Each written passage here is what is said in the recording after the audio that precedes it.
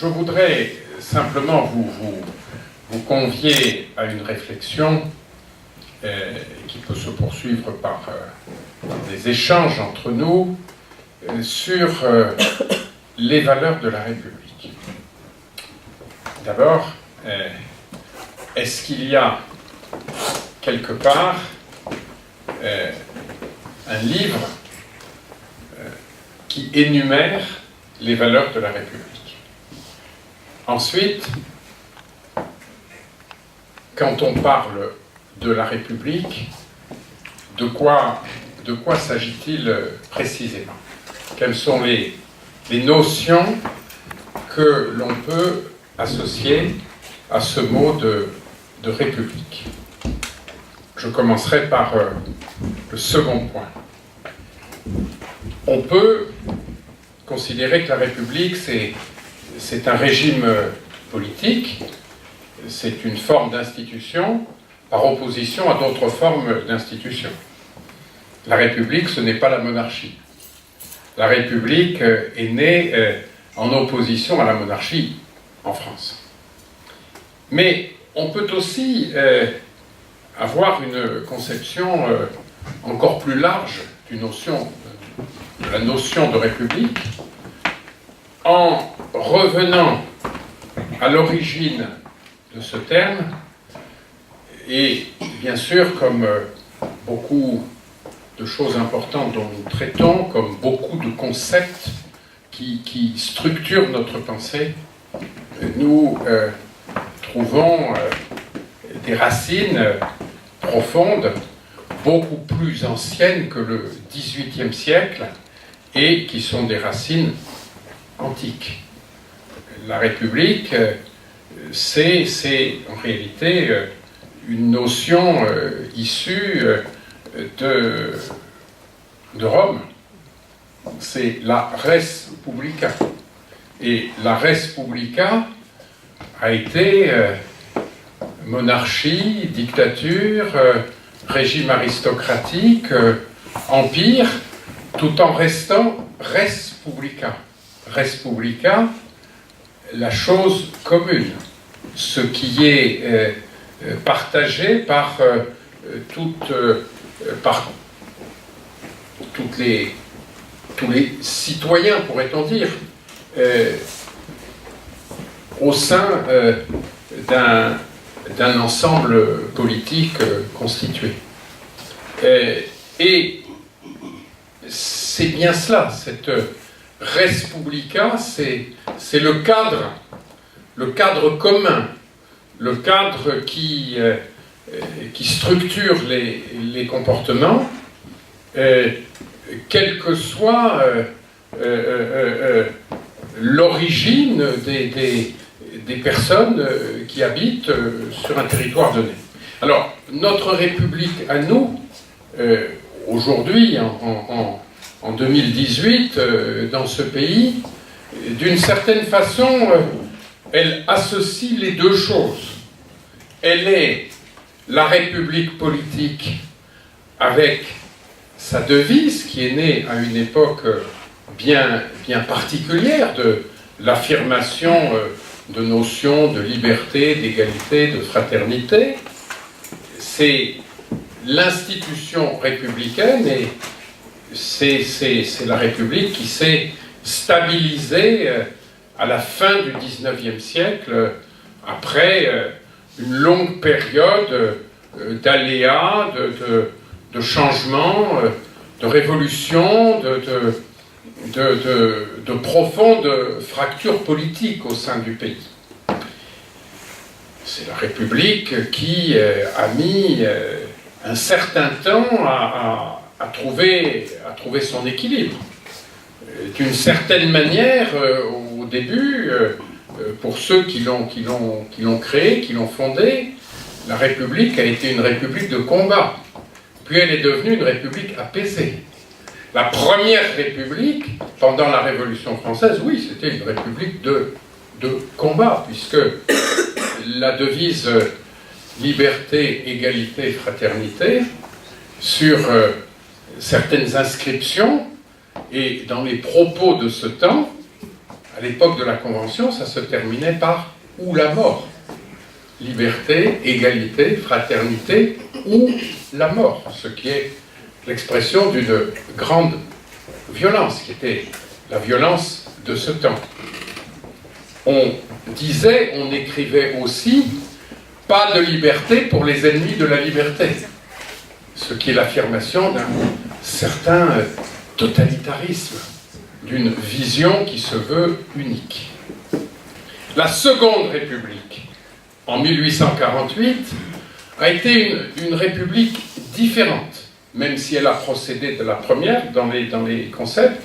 Elle a été une république incorporant un certain romantisme, incorporant des notions d'ailleurs très directement liées au christianisme, ce qui a été une différence par rapport à la Première République, qui se voulait en rupture totale, en opposition totale avec les traditions de la France et qui rejetait la notion d'Église et même, jusqu'à un certain point, la notion de Dieu. Au contraire, la Seconde République, en 1848, je ne voudrais pas faire trop d'histoire, mais malgré tout, quand on utilise des mots, il faut savoir d'où ils viennent. La Seconde République, celle de 1848, a été une république à laquelle ont participé des penseurs chrétiens. Par exemple, un poète, un philosophe d'inspiration chrétienne, on dirait aujourd'hui d'extrême gauche dans sa pensée, Lamennais a été l'un des inspirateurs de la République de 1848. Il y a eu bien d'autres courants, mais cette République de 1848 était autre chose, la Seconde République, que la Première République. Et puis cette Seconde République, vous le savez, elle s'était dotée d'institutions tellement équilibrées pour éviter que le pouvoir ne soit confisqué. Il y avait d'un côté un président de la République élu au suffrage universel, de l'autre une assemblée élue au suffrage universel, et il n'y avait rien pour prévoir les conflits, pour arbitrer entre l'exécutif et le législatif. Et vous savez comment cela s'est terminé. Cela s'est terminé par un coup d'État, Napoléon III, le Second Empire, donc la Seconde République a été très éphémère.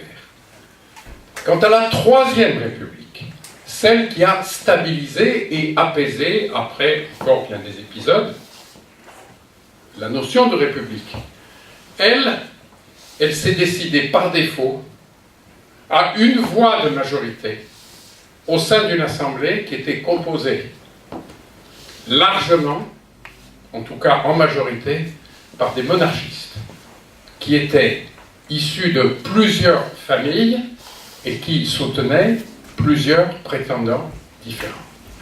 La République, par défaut, la République de 1875, avec sa constitution qui était tellement en opposition par rapport à ce qui s'était passé quelques dizaines d'années avant, que la notion de chef de l'État avait été réduite à un pur symbole, sans pouvoir, sans existence, sans substance.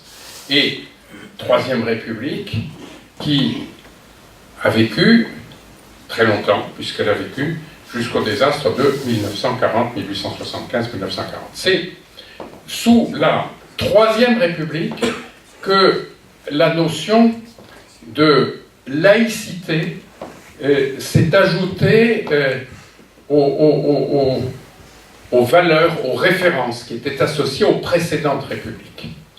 Pourquoi ? Parce que la République, par défaut, était un régime faible et, au sein de la société, exerçait des forces qui avaient beaucoup plus d'influence qu'elle et qui étaient des forces qui traduisaient la permanence de la société et d'une société encore très rurale, très directement liée à toute la progression des siècles, avec des notables, avec des familles et avec une influence religieuse très forte sur la population française. Une opposition est donc intervenue entre ces institutions qui, même faibles dans leur expression constitutionnelle, avec le temps, avec les gouvernements successifs, et puis par opposition à tout le reste, cette république faible des débuts, elle a duré, elle s'est ancrée, elle était un bon compromis, et par conséquent, elle convenait aux aspirations de la société de cette époque-là, et en particulier des éléments actifs dans la société de ceux qui faisaient la vie économique de ce temps. Et la contradiction s'est exprimée entre les influences antérieures, en particulier représentées par l'Église catholique, et les institutions républicaines, et ceci a abouti au début du XXe siècle à une crise violente qui a conduit à la séparation de l'Église et de l'État, la loi de 1905, la loi de séparation qui aujourd'hui est encore notre loi, qui s'applique aujourd'hui à notre pays, et pas seulement à l'Église catholique, par extension à toutes les religions existantes et pratiquées en France, donc 1905, et qui est en effet un moment essentiel. 1905, après plusieurs années d'opposition et de crise, imaginez au début du XXe siècle ce que l'on a appelé la querelle des inventaires. Qu'est-ce que cela voulait dire? Eh bien, cela voulait dire que la loi séparant ce qui était du domaine de l'Église et du domaine des institutions civiles, et la loi affectant tous les biens existants dans les églises aux communes, toutes les communes, y compris la plus petite d'entre elles, en campagne, eh bien, à une certaine date, les responsables de ces communautés religieuses avaient le devoir de remettre tout ce qui était dans l'église aux représentants de la commune, qui devaient faire un inventaire. C'est-à-dire tant de chandeliers, tant de chaises, enfin, un inventaire au sens physique du terme. Beaucoup de personnes se sont opposées physiquement à cela. Il y a de nombreuses représentations qui montrent le maire avec son écharpe, soutenu par les gendarmes, leur bicorne de l'époque, et fracturant la porte des églises avec les membres de la fabrique, c'est-à-dire les personnes qui géraient les biens de la paroisse, et le prêtre qui s'opposait et qui montrait qu'il cédait à la force. Donc une période extrêmement violente. Et quand on parle de laïcité aujourd'hui, bien sûr, cette période est ancienne et dépassée, mais il faut bien concevoir que cette notion de laïcité, elle est née dans la douleur. Et elle a été dépassée pourquoi? Elle a été dépassée d'abord parce que peu de temps après, un phénomène d'union nationale est intervenu avec la Première Guerre mondiale. La Première Guerre mondiale a été une épreuve, c'est le centenaire en ce moment qui va se terminer. La Première Guerre mondiale a été une épreuve d'une portée telle qu'il a vraiment fallu que toutes les forces soient rassemblées. Et que pour arriver à mettre en place tous les moyens humains, tous les moyens militaires indispensables pour résister à la pression extrêmement forte de l'Allemagne, eh bien, il a fallu cesser les querelles internes. Et il a fallu qu'au sein d'un régiment, par exemple, le paysan catholique, eh bien, il soit à côté de l'instituteur laïque et radical. Il a fallu que l'instituteur laïque qui détestait l'Église obéisse à un officier qui était peut-être un aristocrate très proche de l'Église. Et donc il s'est produit ce que l'on a appelé un amalgame. C'est-à-dire qu'au-delà des oppositions nées de l'histoire politique, eh bien, le pays s'est soudé. Il s'est soudé dans l'épreuve, il s'est soudé grâce au sang versé, et vous voyez cela, vous lisez cela dans tous les commentaires. Après la Première Guerre mondiale, vous avez ce thème du sang versé qui fonde en quelque sorte à nouveau une unité, une communion nationale. Alors, après cela, bien entendu, la laïcité est devenue différente.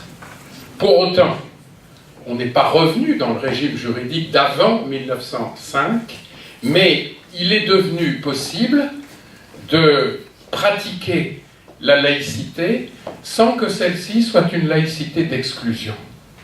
Et ce qui a été vrai, et je voulais développer peut-être un peu longuement, entre l'État, les institutions de la République et l'Église catholique, parce que c'est le fondement, c'est l'histoire, eh bien, ceci peut naturellement inspirer les relations de l'État d'aujourd'hui avec les différentes confessions religieuses qui sont présentes sur notre territoire. Alors, cette semaine, vous avez peut-être entendu, et d'ailleurs, ceci a suscité des commentaires qui parfois ont été divers.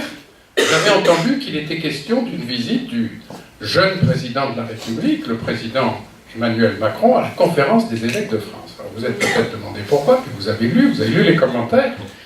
Le président Macron, qui est un homme d'une grande culture, il a bien dit que l'histoire de la France avec l'Église catholique, elle était particulière. C'était un élément de l'identité, en quelque sorte, de la France. Bon, ce n'est pas pour autant que l'État d'aujourd'hui doit traiter de façon déséquilibrée ses différents citoyens, mais pour comprendre ce que nous sommes et pour comprendre en particulier ce que signifie la notion de laïcité, il faut passer par là, et c'est en effet, à mon avis, avec une grande intelligence que le président de la République s'est exprimé sur ce sujet très difficile. Alors aujourd'hui, les valeurs de la République, pour conclure ce propos introductif. Bien entendu, la République, elle rassemble tous ses citoyens. Un citoyen, c'est celui qui a la nationalité. Un citoyen, c'est celui qui exerce ses droits liés à la nationalité. Un citoyen, c'est celui en particulier qui est inscrit sur la liste électorale. C'est le citoyen qui est à égalité de droits et de devoirs avec tous les autres citoyens. C'est le fondement des institutions démocratiques. Donc, au sein de cette République d'aujourd'hui, qui s'adresse à tous ses concitoyens, à tous ceux qui répondent aux critères que j'ai rappelés, au sein de cette République, il y a des valeurs qui fondent le vivre ensemble. Le vivre ensemble est d'autant plus indispensable que notre société s'est diversifiée par les origines des personnes qui la constituent. Je vous rappelais que, notamment dans la France du XIXe siècle, du début du XXe siècle, même si les origines étaient moins diversifiées, il y avait des ruptures, il y avait des passions, il y avait des fractures. Ces périodes n'ont pas été, loin de là, un long fleuve tranquille. Et vu de loin, on relativise toujours, on perd la mémoire de ce qui s'est réellement passé. Aujourd'hui, au sein de cette société, nous avons des concitoyens dont les histoires personnelles et familiales sont différentes. J'allais tout à l'heure à la rencontre d'amis qui étaient les membres de l'association franco-turque de Compiègne, qui tenaient leur kermesse aujourd'hui, et je voyais sur le site de leur kermesse drapeau français, drapeau turc associé. Et on a un peu discuté, bon, je connais bien les membres du bureau de l'association, et je me suis permis de leur dire, bon, votre identité, elle est française parce que vous êtes en France, vous êtes des citoyens français, mais votre identité, elle reste votre identité d'origine, je veux dire vos racines. Chacun a besoin de ses racines. Surtout, il faut veiller à ne pas perdre ses racines. Car si l'on coupe ses racines, si on leur tourne le dos, on s'appauvrit et on rejette ce qui a été fait par les générations précédentes. Chacun de ceux qui sont ici ont été les enfants d'un père et d'une mère ayant une histoire, et puis ainsi, en remontant l'arbre des générations. Donc, je leur disais cela, et l'un de mes interlocuteurs me disait, mais oui, c'est vrai, moi, quand je retourne en Turquie, on dit c'est le français. On ne me considère pas comme un Turc. Et quand je suis ici en France, on dit c'est le Turc, et certains ne me considèrent pas comme un Français. Et alors je pense que cela pourrait s'appliquer à d'autres personnes. Bon, c'est un exemple.